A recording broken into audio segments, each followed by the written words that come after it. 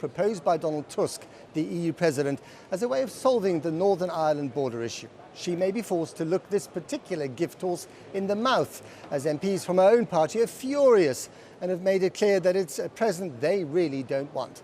There was also a tough message from the French President Emmanuel Macron. He said it wasn't up to the EU to make concessions to deal with British internal politics. Here's our political editor, Gary Gibbon. In 5.5 months, Britain will be out of this room, no longer taking part in the decisions made here, but subject to the rules in the transition period. Last night, the Prime Minister, behind closed doors, told EU leaders she was willing to consider extending that period. Today, in public, she sounded less than comfortable defending the initiative. What has now emerged is the idea that an option to extend the implementation period could be a further solution to this issue of the backstop in Northern Ireland. What we are not doing, we are not standing here proposing an extension to the implementation period. The Prime Minister insisted it was only an option. Government sources say it could amount to a few months' extension. European Union leaders have talked of a year's extension, and the Commission President today suggested it was a pretty good bet the option of an extension would get used. This prolongation of the transitional period probably will happen. That's a good idea. It's not the best idea the two of us we had, but I think that this is giving us some room to prepare the future relation in the best way possible. So why did Theresa May risk even talking about such a toxic issue on this trip? After Brexit happens next year, Britain's due to enter into a transition period during which it negotiates a whole new relationship with the EU. But the EU's never been sure that relationship will be sorted out in time, and it's wanted a safety net or guarantee that there'll be no border between Northern Ireland and Ireland, whatever happens after the transition. Britain doesn't like the plan that the EU has come up with, Northern Ireland staying in the single market and the customs union effectively, and has come up with its own plan for a UK-wide temporary customs union with the EU.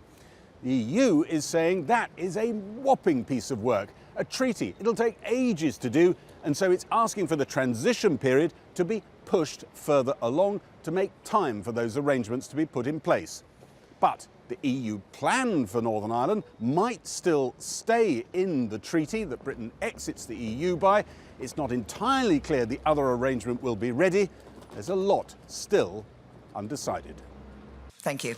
Back home, Theresa May's announcement seemed to unite pro-Remain and pro-Brexit Tory MPs in outrage. During the transition period, the EU will be able to make our laws, the ECJ will be able to judge our laws, and we will have to pay for the privilege, and we will have no say over it at all. It is the vassal state. 21 months is already too long. I was never in favour of a transition period because it puts us in a position weaker in terms of negotiating on behalf of Britain with the European Union. If we're going to extend it as well and pay for the pleasure of it, who could be in favour of this? Last night, after Theresa May spoke for nearly 20 minutes to EU leaders, she had to leave the room to dine alone while they chewed over Brexit together at dinner and then retired to the bars of Brussels. Chancellor Merkel, asked by a passer-by how Brexit was going, said, "Please, it's a lovely evening. Let's not spoil it with that." The French President's irritation was clear in his end-of-summit press conference. Aujourd'hui, ça n'est plus un sujet technique. Today, it's no longer a technical issue. All the technical scenarios have been discussed. Now it is as to the political ability of the United Kingdom to reach an agreement which can be presented to us. It is not for the European Union to make some concessions in order to deal with a British political issue. Some listening to Chancellor Merkel's remarks at the private dinner last night thought they suggested she might want more flexibility than some other leaders. Theresa May could really do with that, as time and patience back home runs very thin. Well, Gary is with me now. Now, Gary, in the criminology of Brexit, wording matters enormously. Did she ask for more time, or was she offered it? there is a certain amount of disingenuousness going about on this very matter. I think at the very top of both negotiating trees, there's been talk for a long time. This comes against the background of this kind of talk, of people looking at the duration of the transition and saying, boy, that's just not long enough. You'll never manage it.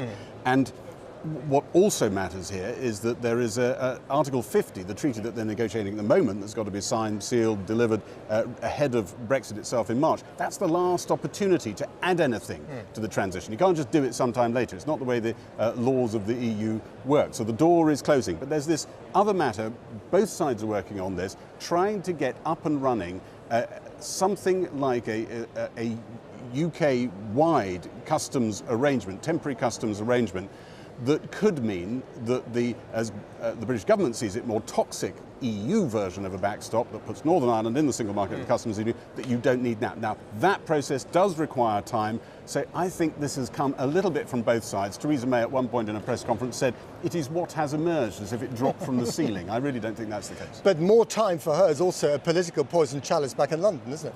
Yes, and back in London, things were swirling today. I heard cabinet ministers muttering that they really felt they'd been kept out of the loop. They should not be, they felt, ambushed by announcements like this. They know what it's building up to in terms of the common, the temporary customs arrangement, the UK-wide backstop.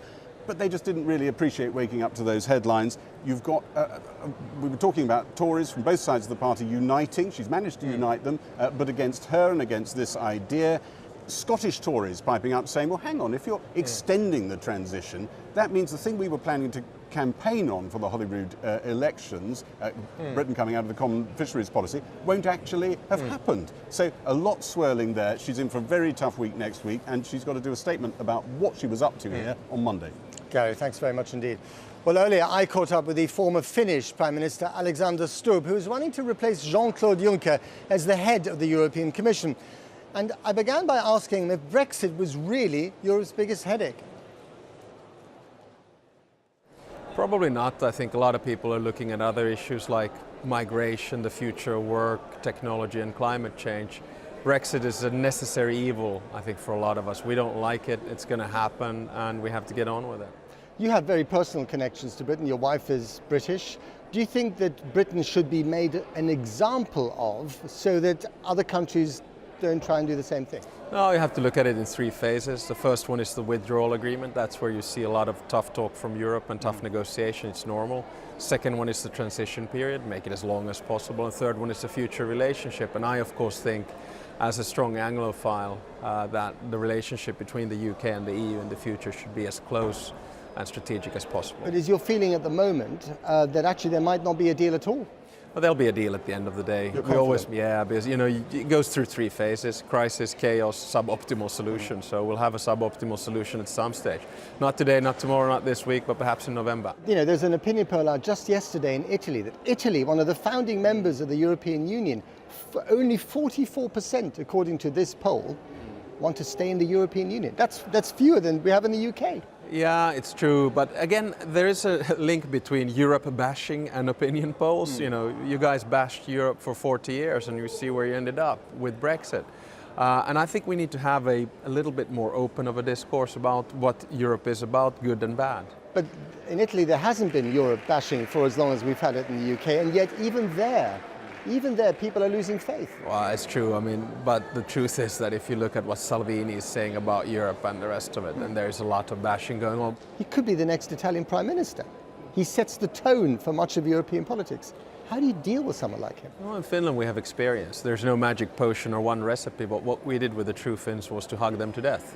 Took them into government in 2015. They had promised no more austerity. We pushed austerity. They had promised no more money to Greece. We gave money to Greece and they said no more migration, and 2015 was what it was.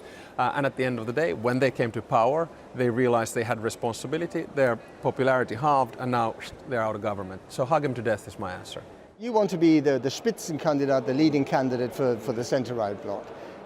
How will you try and reconnect that relationship between the European citizen and what goes on in this city here? Well, the first thing to do is to connect with values, remind that we have probably the most successful model of society, which is based on human rights, fundamental rights, liberty, tolerance, equality, liberal democracy and the rule of law. That's the anchor that we have. And then second, start solving problems. That's the thing. You know, people are really afraid that they have a job in the future. People are afraid of migration, and start dealing with this. But there's so many leaders that lead right now with hate and fear, and I really hate that. If you're a political leader, you need to talk about hope and solutions, not about hate and failure. Okay, so give me your hope and solution pitch in 20 seconds. Yeah, well, first of all, take care of climate change, make Europe a leader in it, and secondly, make Europe a leader also in technological development. That's the future. You know, artificial intelligence and robotization, it's going to change the economy and work, it's going to change politics and media, science and probably the future of mankind. Let's do this together. But do you really think that spirit of solidarity, of unity of values, which is what the European Union was founded on, actually still exists at the heart of it? My answer is yes. We've had three big ideologies over 100 years. Fascism we killed in 1945, communism we killed in 1989, and liberalism, I hope we did not start killing in 2016 with Brexit and Trump. We need to remind ourselves that these are values which we hold true, they work and they are humanitarian. You're not the only person who believes that, so why is that message not getting through in sufficient numbers to the citizens of Europe? Well, it's very difficult to do the division, but I do think that people haven't rejected traditional European values of liberal democracy, but people have rejected, for instance, globalization, because some people feel that, hey, this is not a good thing for me. So my argument is that Europe is good at baking the cake and increasing the size of the economy, but it's bad at distributing it. Alexander Stubb, thank you very much. Thanks. And I leave you with the words of President Macron, who said that every day there isn't a deal, a no deal becomes far more likely. A no deal used to be the freakish scenario here. Well, frankly, it's moving ever more centre stage. Back now to Krish in London. Krish. Thanks, Matt. Well, joining me now is the Conservative MP Nick Bowles, who once backed the Chequers plan, but now has his own better Brexit idea and says Conservatives on both sides of the Brexit argument are losing confidence in Theresa May. He joins me now. Why are you losing confidence in her today? Well, I think that so many of the things that she has told us about what she was proposing have turned out either not to be true or she hasn't stuck to them. So when the Prime Minister first suggested this transition, and remember what this transition is, we stay in the EU in effect, bound by all of its rules, in all of its institutions, paying our normal contribution for 2 years, we have no vote. It's actually worse than being a member of the EU. She said, we're going to be in there until December 2020, not to negotiate a deal, to implement a free trade deal that would already have been negotiated. Now what we hear is that actually, no, that's not enough time, and no, we're not going to be implementing, we're going to be negotiating that long-term relationship, and now we might need a third year. That third year wouldn't cost an additional 10 billion euros, it might cost 18 billion euros, because we'd be in the new budget cycle of the EU, where all of the contributions go up. That is just an absolute mile from what we were originally told was necessary. Well, I mean, now she has united her party against her, and it doesn't look like there's going to be another EU summit until December. Haven't you got time to change the leader?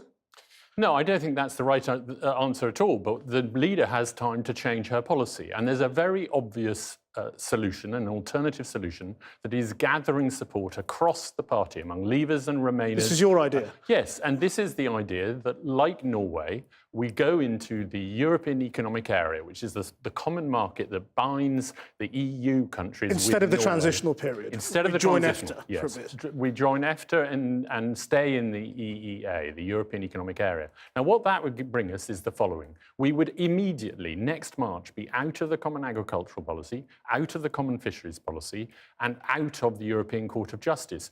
That would mean that our annual contributions for future years would be substantially lower than they are for the EU, because we're out of all of those policies. We'd still be in the single market.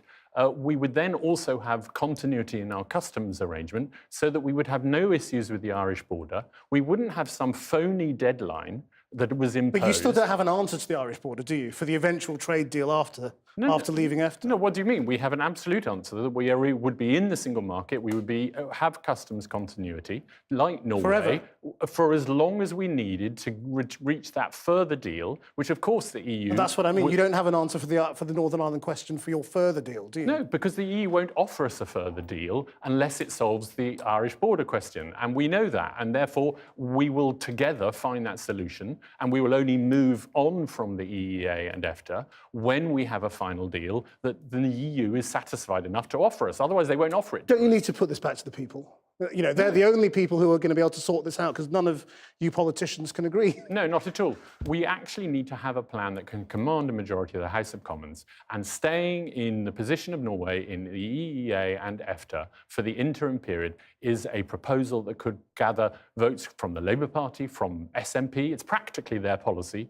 It would get a huge number of votes in the Conservative Party. And we could then, after March, start discussing what is the long-term relationship. Is it like Canada? Is it something else? I would favour a Canada-style FTA. Michael Gove's sort of campaign manager. Does he back this idea? No, I don't think he does. He's in the cabinet and he's backing the Prime Minister's plan. But he might change his mind. No, I think what he's clear about is that he sees that the country is not ready for a no-deal Brexit, and that a deal, a negotiated settlement that takes us out of the EU on time, but keeps us in a position where we're in the single market and have customs continuity, that is a better deal than no deal. Nick Bowles, thank you very much. Thank you.